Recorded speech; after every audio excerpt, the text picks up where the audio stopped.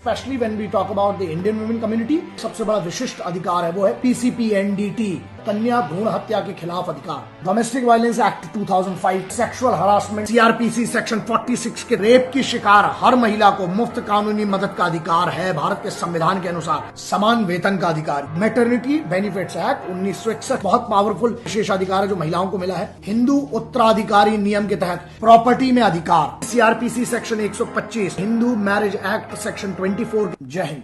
When we say that knowledge is power, so it must apply in every field and everywhere in this world. And we are talking about women empowerment today. सबसे पहले हमें यह समझना पड़ेगा कि ज्ञान दीजिए उन्हें, लेकिन कौन सा ज्ञान?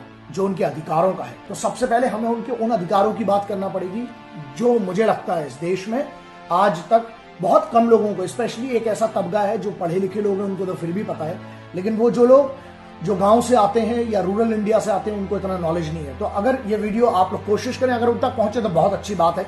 और all the women in this country और anyway, but specially when we talk about the Indian women community, they have been given 10 to 12 और 13-15 special rights under the Constitution of India, and that must be known by every woman, every girl in this country. सबसे पहली बात है, आप बच्चियों की सुरक्षा, महिलाओं की सुरक्षा की बात करें, लेकिन हमको जन्म तो देना पड़ेगा। जब वो पैदा होंगी उसके बाद हम सुरक्षा की बात करेंगे। सबसे बड़ा विशिष्ट अधिकार है वो है कन्या भ्रूण हत्या के खिलाफ अधिकार। गर्भ में पल रहे बच्चे के लिंग, जेंडर की जांच करवाना अपराध है और आप इसकी शिकायत सीधे किसी भी पुलिस अधिकारी, किसी भी थाने में आप डायरेक्ट दर्ज करा सकते हैं और इसको कोई मना नहीं कर सकता। इसका अधिनियम है पीसीपीएनडीटी, जो कि कन्या भ्रूण हत्या के खिलाफ विशिष्ट अधिकार देता है। बच्ची को इस दुनिया में आने से कोई नहीं रोक सकता, और यदि रोकता है उसका विरोध कीजिए, उसकी कंप्लेंट कीजिए। जब बच्चे बड़े होते हैं, गर्ल्स बड़ी होती हैं, उसके साथ क्या क्या प्रॉब्लम्स है। जैसे हमारे इधर एक बहुत बड़ा इशू है जो अधिकतर जिसको हम लोग बोलते हैं रिपोर्ट ही नहीं होता है, वो है डोमेस्टिक वायलेंस का। डोमेस्टिक वायलेंस एक्ट 2005 के तहत, इस कानून के तहत महिला अपने पति या पति के परिवार वालों के तहत किसी भी प्रकार का टॉर्चर की शिकायत घरेलू हिंसा रोकथाम कानून 2005 शिकायत थाने में दर्ज करा सकती है। इसमें महिला गुजारे भत्ते की मांग भी कर सकती है। फिर आते हैं जैसे जो लोग कॉर्पोरेट्स में है या काम करती हैं, जो लड़कियां स्पेशली वुमेन गर्ल्स जो हैं, उनके लिए क्या है, काम करने की जगह वर्किंग प्लेस में उत्पीड़न, वायलेंस के खिलाफ कानून जिसको हम कहते हैं सेक्सुअल हरासमेंट अधिनियम के तहत किसी भी महिला को किसी भी प्रकार के सेक्सुअल हरासमेंट के खिलाफ कहीं पर भी वो शिकायत दर्ज कराने का एक बहुत बड़ा ताकतवर हक है। आप अगर जाके देखेंगे सेंट्रल गवर्नमेंट के बहुत सारी ऐसी स्कीम्स है, बहुत सारी उनमें अधिनियम है उनके कानून के तहत। सबसे बड़ी चीज जो बहुत कम लेडीज को पता होगा, जब तक ऐसी कोई भी जांच चलेगी उस मामले के दौरान आपको 90 दिनों तक की पेड लीव दी जा सकती है। सेक्सुअल हरासमेंट एक्ट में लिखा हुआ है और आप इसका रेफरेंस दे सकते हैं। हमारे इधर जैसा सामाजिक स्ट्रक्चर है उस हिसाब से बदनामी से बहुत डरती हैं बच्चियां स्पेशली, और छोटे शहरों की अगर हम बात करें, या महिला ठीक है अपने सम्मान के लिए हमेशा डरती आई हैं, सभी के लिए वो लागू होता है, तो उसके कारण बहुत सारे केसेस रिपोर्ट नहीं होते। इसके लिए एक विशेष अधिनियम बनाया गया, एक विशेष कानून है जिसमें है कि नाम सार्वजनिक पब्लिक ना करने या छुपाने का विशेषाधिकार। किसी भी प्रकार के हरासमेंट या स्पेशल रेप केसेस में कोई भी लड़की, युवती, महिला पुलिस अधिकारी या जिला अधिकारी के सामने मामला दर्ज करा सकती है। बदनामी के डर से जो मामला दर्ज नहीं कराती है उनके लिए केंद्र सरकार ने ये विशेष अधिकार दिए हैं। तो प्लीज इसका यूज कीजिए, डरिए मत, विरोध की पद्धति लाइए, क्योंकि जब तक आप विरोध नहीं करेंगे आपका अपमान होता रहेगा और समाज नहीं बदलेगा। इसी अधिनियम में आपको और बहुत सारी फैसिलिटीज, बहुत सारे विशेषाधिकार दिए गए हैं। जैसे उसमें है कि रेप केस की सुनवाई जो है महिला जज ही करेंगी, जो आपके स्टेटमेंट होगा, बयान जो होगा वो महिला पुलिस अधिकारी ही दर्ज करेगी। पीड़ित के बयान, मतलब जो सफर किया है, जो विक्टिम है, उसके बयान पेरेंट्स या कोई भी लोकल गार्जियंस के सामने ही होंगे। सुनवाई को 2 महीने में पूरा करने का प्रयास होगा, क्योंकि ये कानून के अंतर्गत है और ये करना ही पड़ेगा। एक और विशेषाधिकार है, जैसे महिलाओं को कई बार झूठी कंप्लेन कर दी जाती है फंसाने की, कि जब उनने कोई रिटेलिएट करती हैं, समय ये याद रखें आप, स्पेशली रात में गिरफ्तार ना होने का अधिकार। सीआरपीसी सेक्शन 46 के तहत किसी भी महिला को सूरज डूबने के बाद से लेकर सूरज उगने के पहले गिरफ्तार नहीं किया जा सकता। सिर्फ फर्स्ट कैटेगरी मजिस्ट्रेट के आदेश पर सिर्फ अगर ऐसा है तो पॉसिबल हो सकता है। बगैर वारंट के किसी महिला को गिरफ्तार अगर किया जा रहा है या अगर किया जाता है तो ये बात याद रखें कि उसे उसका कारण उसके जमानत का प्रोसेस, उसके पूरे राइट्स, उसके अधिकार की जानकारी देनी पड़ेगी, क्योंकि ये कानून के अंतर्गत है। और महिला के जो सबसे नजदीकी रिश्तेदार हैं उनको पुलिस को तुरंत सूचित करना पड़ेगा। और नेक्स्ट आपका जो स्पेशल राइट्स है, जिसको हम कहते हैं कि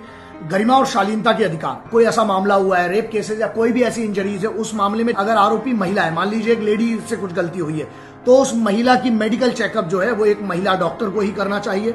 और अगर नहीं है, पॉसिबल नहीं है, मान लीजिए गवर्नमेंट हॉस्पिटल है, तो अगर मेल कोई करता है तो वहां पर कम से कम 2 महिलाओं को वहां पर हाजिर होना चाहिए, वहां पर उनके सामने ही हो सकता है। फिर एक और स्पेशल राइट आता है आपके पास, मुफ्त कानूनी मदद के लिए अधिकार। मतलब रेप की शिकार हर महिला को मुफ्त कानूनी मदद का अधिकार है भारत के संविधान के अनुसार। जब एक महिला पुलिस को अप्रोच करती है, अगर उसके खिलाफ कोई अपराध हुआ है, तो उसकी तरफ से वहां का जो भी इंचार्ज होंगे, थाना प्रभारी होंगे, एसएचओ होंगे, जो भी होंगे, जो पुलिस अधिकारी होंगे, उनके लिए ये रिस्पॉन्सिबिलिटी है कि वो लीगल सर्विसेज अथॉरिटी को वकील की व्यवस्था करने के लिए कहें, क्योंकि ये कानून के अंतर्गत एक विशेषाधिकार है जो भारत में रहने वाली हर महिला को किसी भी स्थिति की हो, किसी भी परिस्थिति में हो, उनको यह विशेषाधिकार देने का और उनको एक विशेष अधिकार लेने का हक है। समान वेतन का अधिकार, ये बहुत इंपॉर्टेंट है, स्पेशली फॉर द वुमेन। देखिए, समान वेतन अधिनियम 1976 में एक ही तरीके के काम के लिए इक्वल सैलरी का अधिकार दिया गया है।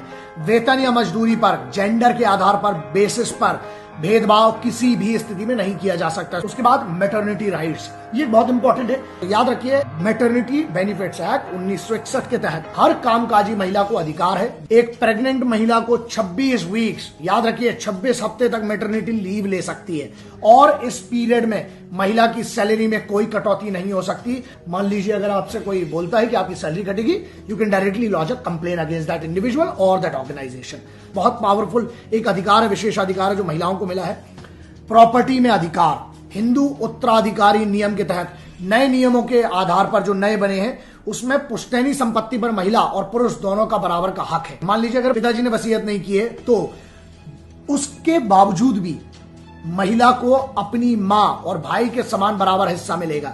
यहां तक कि शादी के बाद भी बेटी को यह विशेषाधिकार बरकरार रहता है। तो ये आपको पता होना चाहिए। लेकिन पति से जुड़ी संपत्ति में, हालांकि शादी के बाद पति की संपत्ति में कोई मालिकाना हक नहीं होता। ये है उनके लिए जो मैरिड है, ध्यान रखें, उसमें शायद आपको इससे मदद हो सकती है। सीआरपीसी के सेक्शन 125 के तहत I would never pray and I wish very happy married life. लेकिन अगर कभी ऐसा कुछ होता है तो आपको शायद ये काम आ जाए कि अगर पति पत्नी में ना बने तो पत्नी के विशिष्ट अधिकार क्या होते हैं। यदि पति पत्नी साथ में ना रहना चाहे, मान लीजिए, तो पत्नी सीआरपीसी सेक्शन 125 के तहत पत्नी अपने और अपने बच्चों के गुजारे के लिए मेंटेनेंस भत्ते की मांग कर सकती है। अगर मान लीजिए नौबत तलाक तक पहुंच जाए, हिंदू मैरिज एक्ट सेक्शन 24 के तहत मुआवजे की राशि तय होती है। शिकायत कहां और कैसे करें, यह बड़ा सवाल है, लेकिन आपको सिर्फ बहुत सिंपल सी चीज समझना पड़ेगी। देखिए, ऑनलाइन ऑफलाइन कहीं भी कर सकती हैं। कोशिश करिएगा इन अधिकारों का कभी नौबत ना आए, लेकिन अगर आती है तो आप उसका उपयोग करिए। और एम्पावरमेंट का मतलब यही है कि हम एज पुरुष, अगर हम जैसे भी पुरुष हैं, जितने भी लोग हैं, हमारी यह दायित्व है कि अपनी माँ, बहनें, बेटियां, दोस्तों को कम से कम जो इसमें जानकारी दी गई है उनसे शेयर करें। मतलब शेयर करें, उनको बताएं, कोशिश करें। मैं ये नहीं कहता हूं कि वीडियो शेयर करें, मैं कभी अपनी उसकी बात नहीं करता हूं, लेकिन अगर आपको लगता है इससे किसी महिला का भला हो सकता है, तो कम से कम अपने घर में अपनी बेटी को, अपनी बहन को, अपनी वाइफ को और अपने घर की महिलाओं को इन विशेषाधिकारों के बारे में कृपया करके बताएं और अपने दोस्तों को बताएं। बहुत जरूरी है। और महिला सशक्तिकरण तभी होगा जब महिलाओं को उनके अधिकार पता